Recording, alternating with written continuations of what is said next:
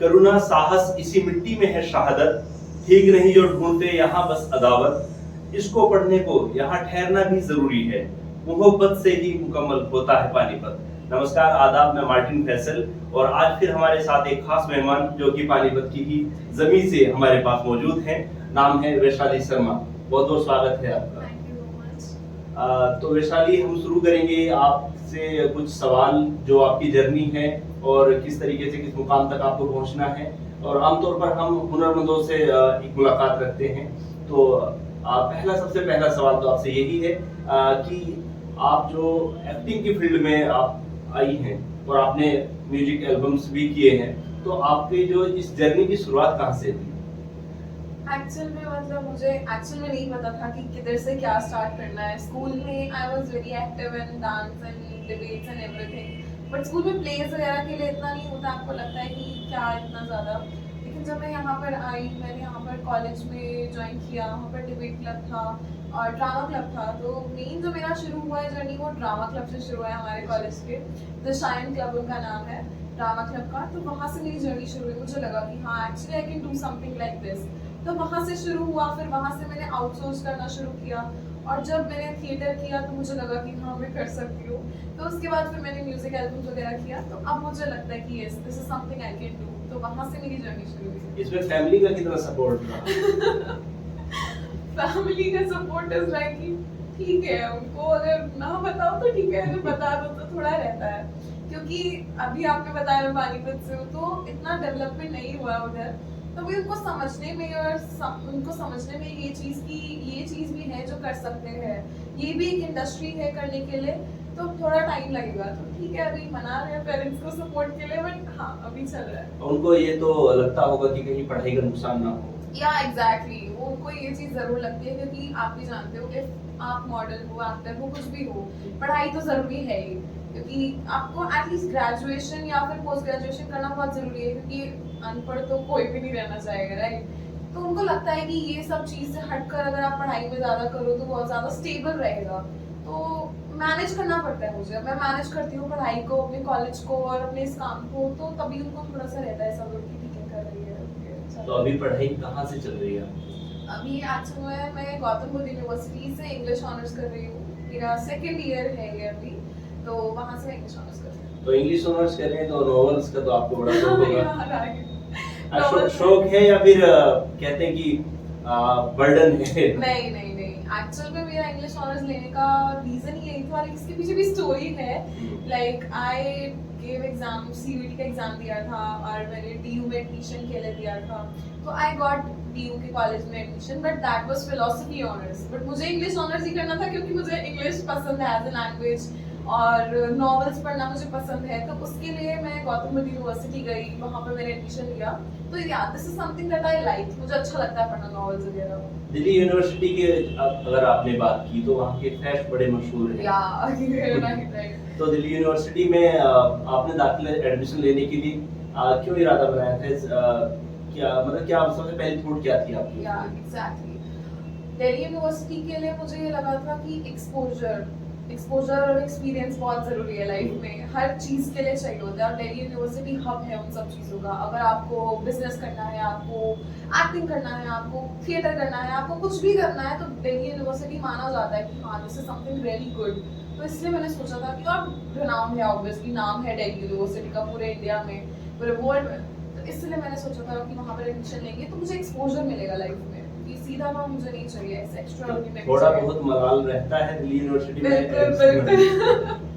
अब जब मेरे को एक्सपोजर मिला है, मुझे पता लगा है कि कोर्स से फर्क नहीं पड़ता है, आप किस जगह पर हो, क्या काम कर रहे हो, उससे फर्क पड़ता है। तो लगता है थोड़ा, बट ठीक है, अब क्या आप बैक तो नहीं जा सकते, आगे को सुधार सकते हैं। लेकिन हाँ, जहाँ क्योंकि आप एल्बम्स में काम कर रहे हैं अभी, तो आप बिल्कुल ये देख सकते हैं कि किसी फेस्ट में आप एक गेस्ट के तौर पर वहाँ दिल्ली एग्जैक्टली, मैंने मतलब मैं दिल्ली यूनिवर्सिटी के फेस्ट अटेंड करे हैं। मैं गई हूँ वहाँ पर, कॉम्पिटिशन्स में पार्ट ले ली हूँ, मोनोलॉग कॉम्पिटिशन्स एंड ऑल। तो देखा है मैंने वहाँ पर कि अच्छा रहता है सब कुछ। तो थोड़ा रहता है कि अगर मैं इससे होती तो और मिलता, लेकिन अब मुझे ये लगता है कि मैं वहाँ से होकर यहाँ पहुँची हूँ तो मैं और आगे भी जा सकती हूँ। तो एक आखिरी सवाल दिल्ली यूनिवर्सिटी पर कि आपका फेवरेट कॉलेज कौन सा है?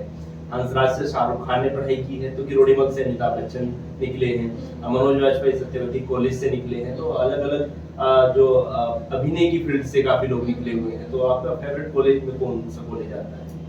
As such मुझे मिरांडा हाउस पसंद है, गर्ल्स कॉलेज। नॉट अबाउट कि वो गर्ल्स कॉलेज है, बट वहाँ पर जो अपॉर्चुनिटीज मिलते हैं और जो वहाँ पर स्कोप रहता है, साथ में जो क्राउड है बहुत ही सोफिस्टिकेटेड और अच्छा क्राउड है, मुझे मिरांडा हाउस अच्छा लगता है एज ए कॉलेज करने के लिए। तो एल्बम करने के बाद आपको खुद में क्या चेंज नजर आया? मेरी पर्सनालिटी में लाइक कॉन्फिडेंस बूस्ट होता है। ऑब्वियसली अगर आपने काम किया है तो आप किसी के साथ जाते हो, मीटिंग करते हो, तो आपके पास वर्क होता है दिखाने के लिए। तो दिस इज लाइक कि हाँ, you are experience, you can do this, आपको दिखाते रहते, कॉन्फिडेंस रहता है आपके अंदर। तो यही पर्सनालिटी चेंज अच्छा रहा। लोगों में या आपके दोस्तों में क्या फर्क आया आपको लेकर? दो टाइप के फ्रेंड्स मेरे ऐसे चेंज आया है, लाइक जो करीब थे वो दूर हो गए और जो दूर थे वो पास हो गए। उनकी तरफ से अप्रिसिएशन रहा है, जो जिन्होंने बात भी नहीं करी है ऐसे एज सच, जिनसे स्टार्टिंग में ऐसा कुछ मतभेद रहा है, लेकिन अब आए हैं तो उनको अच्छा लगा, अप्रिशिएट किया है। अब आई डोंट नो कि ये म्यूजिक एल्बम की वजह से है, जेन्युइनली है, बट रहा है, शिफ्ट रहा है दोस्तों को लेके। और रिश्तेदार? तो रिश्तेदार तो मतलब ठीक है, सपोर्टिव तो नहीं कहूंगी खैर मैं कि, लेकिन हाँ उन्हें से ऐसा दिक्कत नहीं है। वो कह रहे कि आपको जो करना है आप अपना शिद्दत से कर लो, लेकिन पढ़ाई की तरफ ज्यादा करो। और सोसाइटी सोसाइटी से मुझे बिल्कुल फर्क नहीं पड़ता, क्योंकि सोसाइटी देती क्या है हमें सिवाय क्रिटिसिज्म के, उसमें देने में तो वो 100 मतलब मास्टर है सोसाइटी। तो मुझे ऐसा लगता है कि सोसाइटी की आप सुनो क्यों, अगर वो आपको प्रोवाइड नहीं कर रही है, अगर वो आपकी मुसीबत में मदद नहीं कर रही है, अगर वो सिर्फ क्रिटिसिज्म देने के लिए आ रही है और आपको एक बेसिक सेट ऑफ रूल्स बना के दे रही है कि सोसाइटी हूँ मैं और मैं ये रूल्स दे रही हूँ, ये फॉलो करो, अदरवाइज मैं तुम्हें बैनिश कर दूंगी, नहीं, मुझे सोसाइटी नहीं अच्छी लगती ऐसे, ऐसी नहीं जो सपोर्टिव नहीं है। आपने बताया कि आप इंग्लिश ऑनर्स की स्टूडेंट हैं, तो जाहिर सी बात है आप लिखने पर भी यकीन करती हैं। तो किस तरह की चीजें आप लिखती हैं? अभी तो फिलहाल लाइक मुझे short stories and novels, like novels लिखना मैंने शुरू नहीं किया है, कभी किया था बट वो तो बीच में रह गया अभी, क्योंकि आजकल आपको पता है कि स्पैन, अटेंशन स्पैन कितना कम हो चुका है हमारी जनरेशन का। तो मैं शॉर्ट स्टोरीज लिखती हूँ जो मेरे को मेरे थॉट्स लगते हैं या फिर मैं दुनिया में देखती हूँ, उससे मैं कैरेक्टर्स देखकर उसे ढाल देती हूँ। तो मैं शॉर्ट स्टोरीज का काम करती हूँ। तो इंग्लिश ऑनर्स में एडमिशन लेने का रीजन क्या था?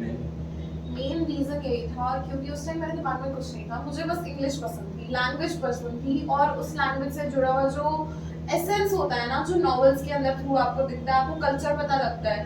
अब ये नहीं है कि इंग्लिश है तो वो वेस्टर्न कल्चर ही दिखाती है, हमारे इंडिया में भी कितने रिनाउंड रहे हैं जो नॉवेल्स लिखते हैं, चेतन भगत भी हैं, उन्होंने नॉवेल्स लिखे हैं, तो आपको अच्छा लगता है पर्सपेक्टिव पढ़ना दूसरों का।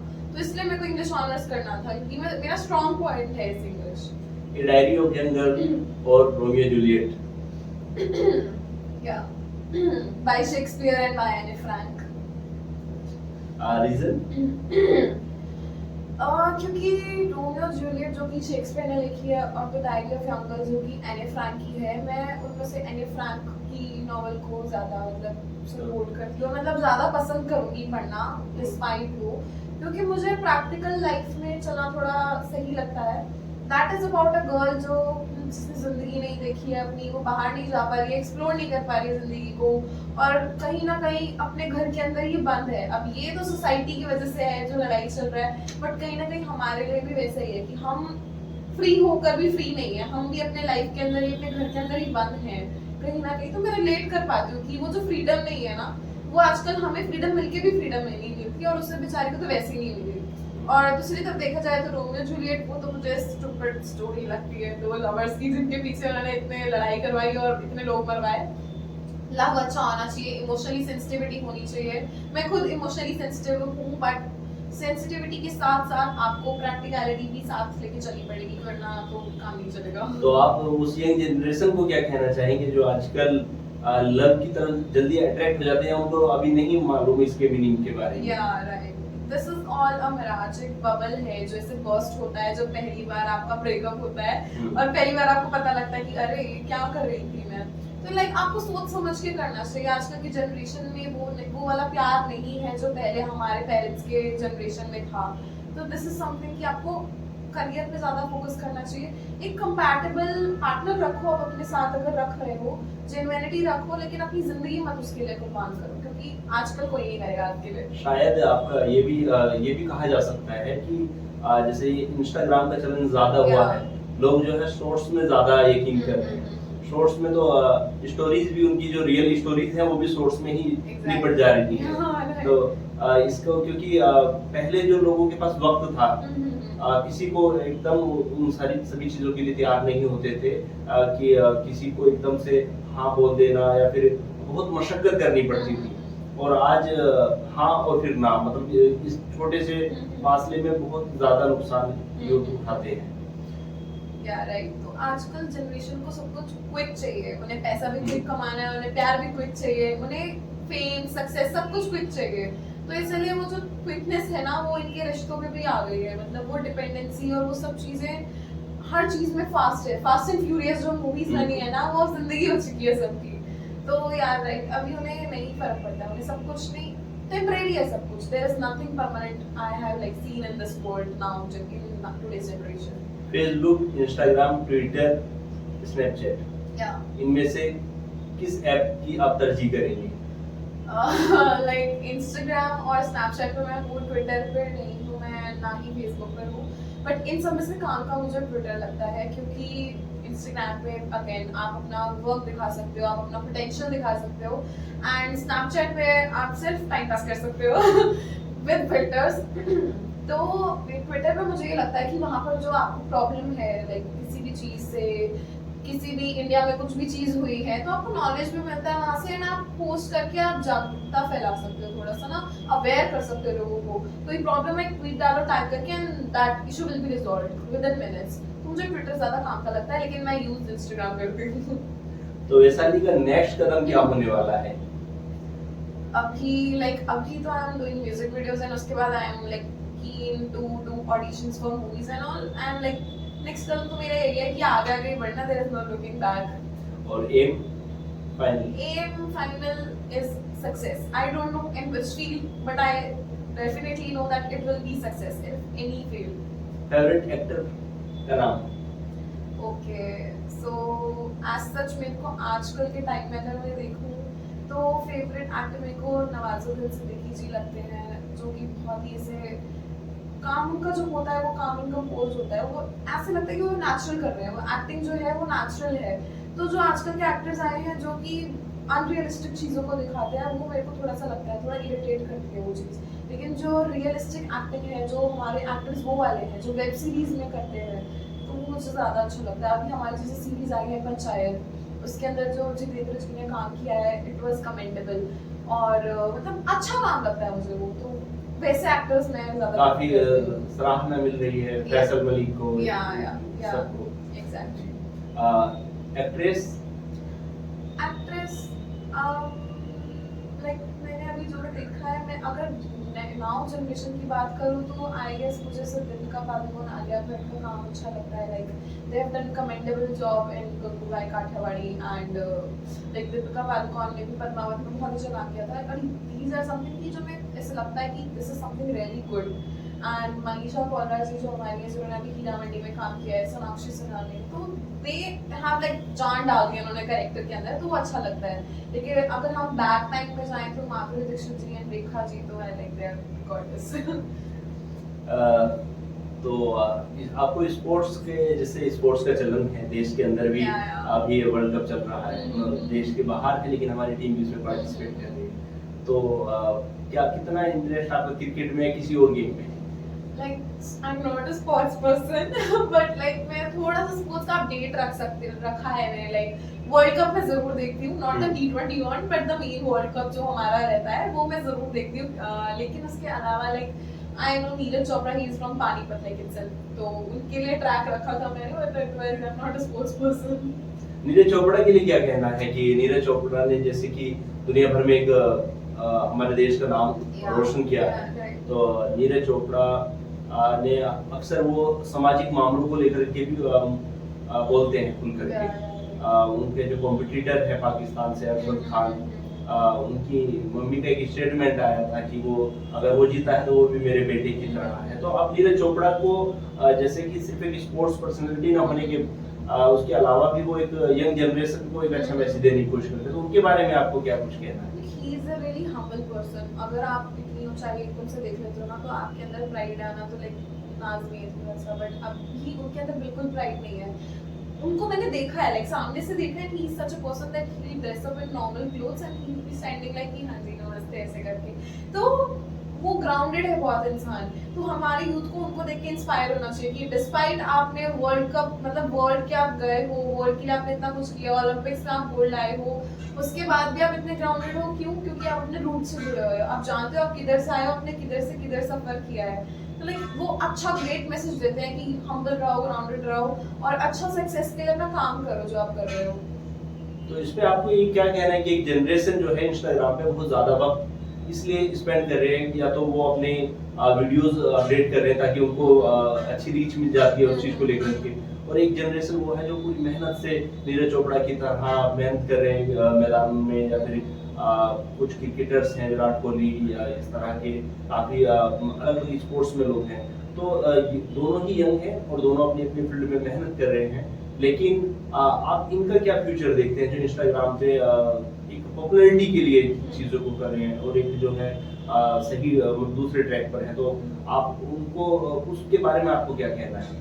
लाइक मुझे ये लगता है जो लोग सिर्फ ट्रेंड के साथ चलते हैं, पॉपुलैरिटी जो ट्रेंड से गेन करते हैं, वो ट्रेंड जब खत्म होता है वो भी खत्म हो जाते हैं। लेकिन जो लोग मेहनत करते हैं, जिनकी मेहनत रहती है सालों तक रहती है, और हार्डवर्क जो होता है ना वो कभी गायब नहीं होता है, वो कभी वैनिश नहीं होता है। तो जो हार्डवर्क करते हैं उनकी प्रोफाइल रहती है, एंड जो ट्रेंड के साथ चलते हैं वो ट्रेंड के साथ साथ ही नीचे आ जाते हैं। तो वैल्यू भी हम देखते हैं, कितने सारे लोग हैं जिनके फॉलोअर्स लाइक मिलियंस में हैं, लेकिन उन्हें कोई नहीं जानता है। कुछ लोग हैं जिनके फॉलोअर्स नहीं है, बट उन्हें सब जानते हैं। तो मेरे को ये लगता है कि इंस्टाग्राम एक ऐसा प्लेटफॉर्म है जहाँ पर आप अपना टैलेंट दिखाते हो तो आप जाने जाओगे, चाहे आपको व्यूज ना मिले, लेकिन आप जाने जाओगे। आप एक्चुअल रियल वर्ल्ड में आपका नाम ज्यादा रहेगा। वर्चुअल जो रील का वर्ल्ड है वो रील का ही रहेगा, और रियल का वर्ल्ड है वो रियल का ही रहेगा। तो ये एक बहुत जरूरी मैसेज है कि हम अगर जो इंस्टाग्राम पे अगर हम अपनी चीजों पर भी साथ साथ काम करते रहें, ये एक मीडियम है अपनी चीजों को दिखाने का। एग्जैक्टली। एक सवाल कि कितना पैसा मिलता है इस इंडस्ट्री में, जो अक्सर लोग पूछते हैं मुझे। राइट, अभी लगता है लोगों को, कुछ लोगों को लगता है कि बहुत ही पैसा मिलता है, और कुछ लोगों को लगता है कि बिल्कुल नहीं मिलता है। तो वो बीच का है। लाइक दिस इज समथिंग कि आप देख के चलो। अब जब मैं बताऊंगी कि मैंने काम किया है जहाँ पर, तो I earn 15K for one day, and I am like if I से कि अगर मैंने इतना नाम नहीं कमाया, मेरे मिलियन फॉलोअर्स नहीं है इंस्टाग्राम पे, but still I am gaining this much of amount from my hard work and from my acting. So this is something कि अगर मैं और पॉलिश करूँ अपने आप को, तो दिस इज समथिंग कि I can gain money easily in this, not that easily, but या आप काम करोगे तो काम का पैसा मिलता है आपको। अभी मैं आगे म्यूजिक वीडियोस करूंगी, आगे काम करूंगी, तो मुझे पता है कि I have my money in my hand, and that will be enough for me, क्योंकि मेरे वो हार्ड वर्क की कमाई है। तो मुझे लगता है कि इसमें पैसा है, बट आपको कमाना और आउटसोर्स करना आना चाहिए। तो क्या वैशाली के अंदर ईगो आ गया है? नहीं, ये आपके दोस्तों को दोस्तों की इस पर क्या राय है?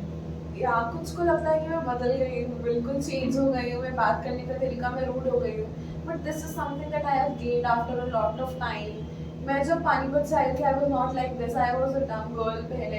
आई वुड नॉट से डम, बट ऐसा होता है ना कि दुनियादारी की समझ नहीं होती है, but when you step out in the real world, तब आपको पता लगता है कि यार दिस इज समथिंग, कि दुनिया बहुत अलग है आपकी जिंदगी से, एंड आपको दुनिया के हिसाब से भी चलना होता है और उससे हटके भी चलना होता है। तो आपकी पर्सनालिटी डेवलपमेंट अपने आप हो जाती है। This is the confidence that I have gain, कि मैं आपसे बात कर पा रही हूँ, मैं आपसे इजीली आपके क्वेश्चंस का आंसर दे पा रही हूँ, मैं कैमरा फ्राइटेड नहीं हूँ, मैं कहीं भी जाती हूँ तो that stage is not like कि मेरे को स्टेज फियर है, कुछ भी है। I am confident enough, and this अगर मेरे ये कॉन्फिडेंस और मेरा बात करने का स्टाइल ईगो लगता है, मैं कुछ नहीं कर सकती उसमें। तो अभी जो यूथ को या फिर जो एल्बम्स के लिए काम करना चाहते हैं, उनको एक क्या मैसेज देना चाहेंगे? माय मैसेज विल बी कि आप ये मत देखो काम छोटा है या बड़ा है, आप ये देखो कि आप जो काम कर रहे हो उसमें आपकी मेहनत रिफ्लेक्ट हो रही है, आपका पार्ट जो है वो दिख रहा है लोगों को कि हाँ आपने कुछ किया है। तो आपका काम देख के लोग आपको और हायर करेंगे, ये मत सोचो कि हाँ मैं तो तभी करूंगी जब मेरे को मिलियन फॉलोअर्स वाला कोई आएगा, या मैं तभी करूंगी कि अगर वो टी सीरीज या बालाजी फिल्म या फिर इससे मेरे को ऑफर आएगा। This is not something, step by step ही चलता है, तो आपको छोटे से बड़ा पे ही होता है ऐसे, तो आपको धीरे धीरे काम करना शुरू करना पड़ेगा, करना चाहिए। तो एक ये प्रॉब्लम फेस की कभी कि अक्सर लड़कों की तरफ से कुछ प्रपोजल टाइप का कुछ ऐसा Yeah. प्रॉब्लम आपको फेस करनी पड़ी हो? या बिल्कुल, लाइक जहाँ पर मैं अगर ऑडिशन देते हैं, हमारा नंबर आउटसोर्स होता है, तो वहाँ पर मेरे को एक लगता है कि वो बात करने काम के टाइम पर दे आर लाइक कि हमें आपसे बात करनी है, थोड़ा पर्सनल बात करनी है, ये करनी है, बट प्रोफेशनल रहो यार, प्रोफेशनल काम है तो प्रोफेशनलों की तरह ही करना चाहिए ना। Now I can not go on with everyone I am working with, हर किसी के साथ आप नहीं जा सकते हो। प्रोफेशनलिज्म इज समथिंग जो हर किसी को अपनाना चाहिए काम में। तो this is the very big thing कि जो आपने अभी बोला है कि लड़के बोलते हैं कि लाइक हमें आपके साथ जाना है या फिर प्रपोजल्स एंड ऑल, तो इस चीज से थोड़ी दिक्कत है, बट अब टैकल करना भी आ गया है तो दिक्कत नहीं लगती इतनी। इस वीडियो के जरिए मम्मी पापा को क्या कहना है? तो मम्मी पापा का तो मैं ये कहना चाहती हूँ कि ये बुरा काम नहीं है। अब मैं इनके साथ भी आज पॉडकास्ट कर रही हूँ, तो like this is not something कि एब्सर्ड है। मैं मेहनत कर रही हूँ और मुझे लगता है कि मैं कर सकती हूँ इस फील्ड में कुछ। मैं आपको श्योर नहीं कर रही हूँ कि मैं यही करूंगी, बट मैं जिस काम को करती हूँ आपको पता है, मैं जो काम करती हूँ मैं उसमें अपना 100% देती हूँ, तो मैं इसमें भी दूंगी and I surely make you proud. तो हम भी इस वीडियो के जरिए कहेंगे कि आपकी बेटी जरूर आपको प्राउड फील कराएगी। लिखने की फील्ड में आखिरी सवाल ये है कि आप लिखने की फील्ड में, जैसे आपने बताया कि आप स्टोरीज वगैरह लिखती हैं, तो क्या स्क्रिप्ट वगैरह की तरफ जाना है या कुछ डायलॉग वगैरह की तरफ आप जा सकती हैं? या तो दिस इज समथिंग लाइक मैं कंटेंट राइटिंग भी करती हूँ, तो मैंने इंटर्नशिप्स वगैरह करे हैं उसके अंदर, तो मुझे लिखना अच्छा लगता है। अब लिखने में कुछ भी हो मेरे को ऐसा, अब एक स्क्रिप्ट राइटिंग की आपने बात करी है, तो स्क्रिप्ट राइटिंग इज समथिंग कि आप अपने थॉट्स भी उसके अंदर डाल के, कैरेक्टर के अंदर डाल के ढाल सकते हो उसे। तो या स्क्रिप्ट राइटिंग अच्छा लगता है मुझे कि आप अपने किरदारों को, अपनी लाइफ को भी पोर्ट्रे कर सकते हो उसके अंदर, तो या स्क्रिप्ट राइटिंग इज बहुत बढ़िया। बहुत हमारे तमाम सवालों का आपने बड़ी खूबसूरती से, बहुत अच्छे तरीके से उनके जवाब दिए। तो आज हमारे साथ में वैशाली शर्मा, जिन्होंने अपने जर्नी के बारे में बताया और कहाँ तक इनको पहुँचना है और किस तरीके से यंग जनरेशन के ऊपर इन्होंने बात की।